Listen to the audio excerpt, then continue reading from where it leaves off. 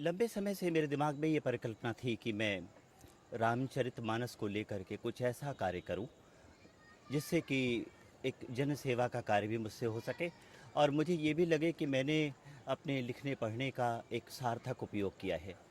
बहुत दिनों से ये था कि इसके लिए बड़ी पूंजी की आवश्यकता थी।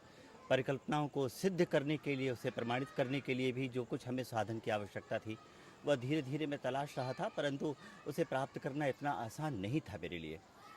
लेकिन पिछले दिनों हमें श्री आनंद सिंह जी और श्री रामचंद्र पटेल जी से हमारी मुलाकात हुई और उस मुलाकात के बाद कुछ सार्थक चीज़ें वहाँ से आरंभ हुई।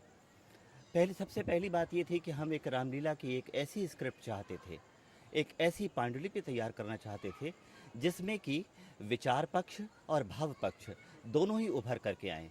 इसलिए मैंने विशेष रूप से श्री पत्थरचट्टी रामलीला कमेटी की के लिए जो रामलीला मैंने तैयार की है, उसमें विचार पक्ष को महत्वपूर्ण ढंग से हमने उल्लिखित किया है और इसीलिए हमने इसको वाल्मीकि पर केंद्रित किया है और मैंने राम की कथा न कह करके राम राज्य की कथा कहा है।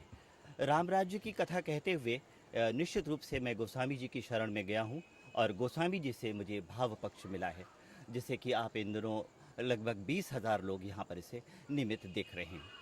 मेरी इस रामलीला की, इस पांडुलिपि की विशेषता ये है कि हमने इसे समकालीन संदर्भों से जोड़ा है। अच्छा, इनके कलाकारों के बारे में थोड़ा जो इसके कलाकार लगभग नए हैं, बिल्कुल नए कलाकार हैं और इसमें कुछ ही कलाकार ऐसे हैं जिन्हें हम थोड़ा बहुत सिद्ध कलाकार कह सकते हैं, जिन्होंने कुछ टीवी सीरियल वगैरह में काम किया है।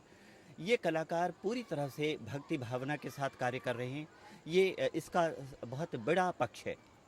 भक्ति भावना के साथ ये सारे के सारे जुड़े हुए हैं और सबसे बड़ी बात ये है कि इन्होंने रात दिन करीब 2 से 3 महीने का अथक प्रयास किया है इस पूरे रामलीला को आप तक पहुंचाने में, इस प्रयोग को यहाँ पर सिद्ध करने में।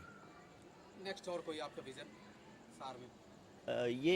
बात ये है कि हम इसे चाहते हैं, भविष्य में हमारी योजना ये है कि हम श्री पत्थरचट्टी रामलीला द्वारा आयोजित की गई इस पूरी रामलीला को हिंदुस्तान की पहली रामलीला के रूप में प्रमाणित करें।